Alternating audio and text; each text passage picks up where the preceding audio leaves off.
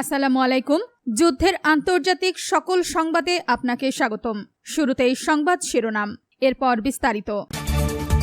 হরমুজে দুটি তেলবাহী জাহাজে ইরানের হামলা। যুক্তরাষ্ট্রের সঙ্গে চলমান যুদ্ধ শেষ হবে কখন, জানালেন ইরানের পররাষ্ট্রমন্ত্রী। মধ্যপ্রাচ্য ছাড়তে নাগরিকদের আহ্বান দক্ষিণ কোরিয়ার। জর্ডানে মার্কিন সামরিক বিমানে ইরানের হামলা, ড্রোন ভূপাতিত। আপনি যদি ইসরায়েলের ধ্বংস চান এবং মুসলিমদের পাশে থাকেন তাহলে ভিডিওতে লাইক করে চ্যানেলটি সাবস্ক্রাইব করে দিবেন। হরমুজে দুটি তেলবাহী জাহাজে ইরানের হামলা। আন্তর্জাতিক হরমুজ প্রণালী দিয়ে চলাচলের চেষ্টা করা দুটি আপত্তিকর তেলবাহী জাহাজকে লক্ষ্য করে হামলা চালিয়েছে ইরান। দেশটির Islamic revolutionary guard corps IRGC এই দাবি করেছে। খবর মিডল ইস্ট আইয়ের।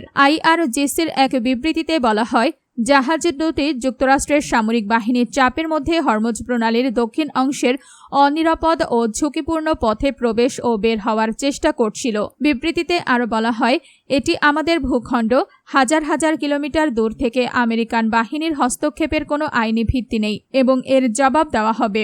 IRGC সতর্ক করে বলেছে, যতদিন এই অঞ্চলে যুক্তরাষ্ট্রের কর্মকাণ্ড অব্যাহত থাকবে ততদিন এই নৌপথ রাসায়নিক সার কিংবা এক ফোঁটা তেল ও গ্যাস পরিবহনের জন্যও নিরাপদ থাকবে না। তবে IRGCর এই দাবির বিষয়ে স্বাধীনভাবে কোনো নিশ্চিত তথ্য পাওয়া যায়নি। অন্যদিকে যুক্তরাষ্ট্রের সামরিক বাহিনী টানা নবম রাতের মতো ইরানের বিভিন্ন সামরিক স্থাপনায় বিমান হামলা চালিয়েছে। মার্কিন সেন্ট্রাল কমান্ড সেন্টকম জানিয়েছে, ইরানের সামরিক কমান্ড সেন্টার, আকাশ প্রতিরক্ষা ব্যবস্থা, উপকূলীয় নজরদারি কেন্দ্র, নৌ সক্ষমতা, ক্ষেপণাস্ত্র ও ড্রোন উৎক্ষেপণ কেন্দ্র এবং যোগাযোগ নেটওয়ার্ককে লক্ষ্য করে এসব হামলা চালানো হয়েছে। সেন্টকমের এক বিবৃতিতে বলা হয়, 19 জুলাই রাত 10টা যুক্তরাষ্ট্রের পূর্বাঞ্চলীয় সময় এসব অভিযান শেষ হয়। তাদের দাবি, হরমুজ প্রণালী দিয়ে চলাচলকারী বাণিজ্যিক জাহাজ ও বেসামরিক নাবিকদের ওপর সম্ভাব্য হামলার সক্ষমতা কমাতেই এই অভিযান চালানো হয়েছে।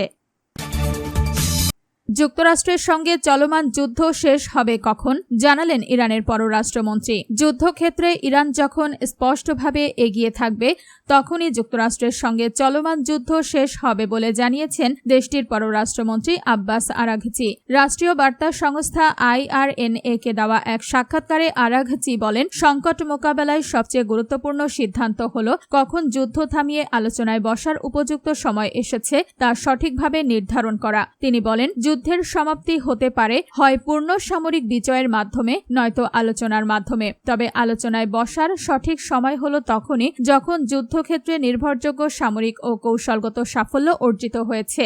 আরাঘচি আরও বলেন, জনগণের জীবন এবং পুরো দেশের ভবিষ্যৎ নিয়ে কোনো ঝুঁকি নেওয়া যায় না, তাই সব সিদ্ধান্ত সঠিক ও পূর্ণাঙ্গ হিসাব নিকাশের ভিত্তিতে নিতে হবে। ইরানের পররাষ্ট্রমন্ত্রী বলেন, রাজনৈতিক নেতৃত্বকে সবসময় বিবেচনা করতে হবে, যুদ্ধ চালিয়ে গেলে লাভ বাড়বে নাকি মানবিক ও জাতীয় ক্ষয়ক্ষতির পরিমাণ আরও বেড়ে যাবে। তিনি দাবি করেন, কিছু ক্ষয়ক্ষতি সত্ত্বেও এই যুদ্ধে ইরান আন্তর্জাতিক অঙ্গনে একটি গুরুত্বপূর্ণ শক্তি হিসেবে আত্মপ্রকাশ করেছে এবং রাষ্ট্র ব্যবস্থার সক্ষমতা প্রদর্শন করেছে।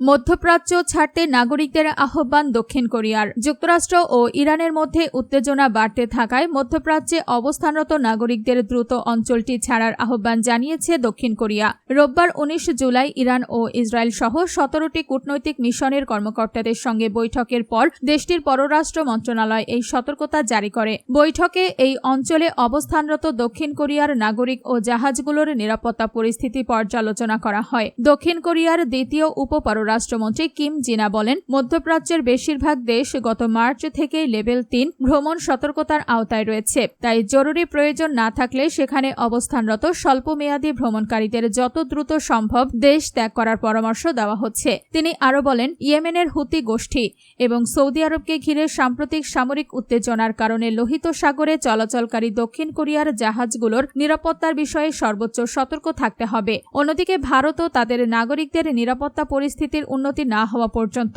ইরান সফর স্থগিত রাখার পরামর্শ দিয়েছে। ইরানে অবস্থিত ভারতীয় দূতাবাস এক নতুন সতর্ক বার্তায় বলেছে, যারা বর্তমানে ইরানে অবস্থান করছেন তারা সম্ভব হলে ফ্লাইট ব্যবহার করে সাময়িকভাবে দেশটি ত্যাগ করার বিষয়টি বিবেচনা করুন। জর্ডানে মার্কিন সামরিক বিমানে ইরানের হামলা, ড্রোন ভূপাতিত। জর্ডানের আকাবা বিমানবন্দরে অবস্থিত মার্কিন যুক্তরাষ্ট্রের সামরিক বিমানে শক্তিশালী ব্যালিস্টিক ক্ষেপণাস্ত্র হামলা চালিয়ে ব্যাপক ক্ষতি সাধনের দাবি করেছে ইরানের elite force Islamic revolutionary guard corps বা IRGC। একই সঙ্গে পশ্চিম ইরানের আকাশে একটি মার্কিন MQ-9 ড্রোন ভূপাতিত করারও দাবি করেছে তারা। তেহরানের দাবি অনুযায়ী এই হামলায় মার্কিন C-17 পরিবহন বিমান এবং P-8 কমান্ড অ্যান্ড কন্ট্রোল বিমান লক্ষ্যবস্তু করা হয়েছে এবং এতে বেশ কয়েকটি বিমান মারাত্মকভাবে ক্ষতিগ্রস্ত হয়েছে। IRGC তাদের এক আনুষ্ঠানিক বিবৃতিতে জানিয়েছে, অপারেশনস নাসর 2 এর 21তম তরঙ্গের অংশ হিসেবে এই নিখুঁত আক্রমণ পরিচালনা করা হয়। তারা দাবি করেছে, জর্ডানের স্থানীয় জনগণের সরবরাহ করা গোপন গোয়েন্দা তথ্যের ওপর ভিত্তি করেই এই বিমান হামলা চালানো হয়েছে।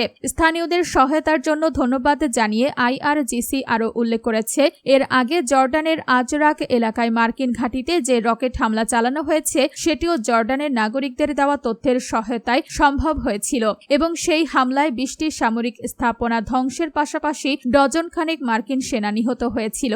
এদিকে ইরানের আধা সরকারি মেহর নিউজ এজেন্সি জানিয়েছে, পশ্চিম ইরানের কেরমান শাহ প্রদেশের ইসলামাবাদ-ই গার্ব এলাকার আকাশে একটি মার্কিন MQ-9 ড্রোন শনাক্ত করে ভূপাতিত করা হয়েছে।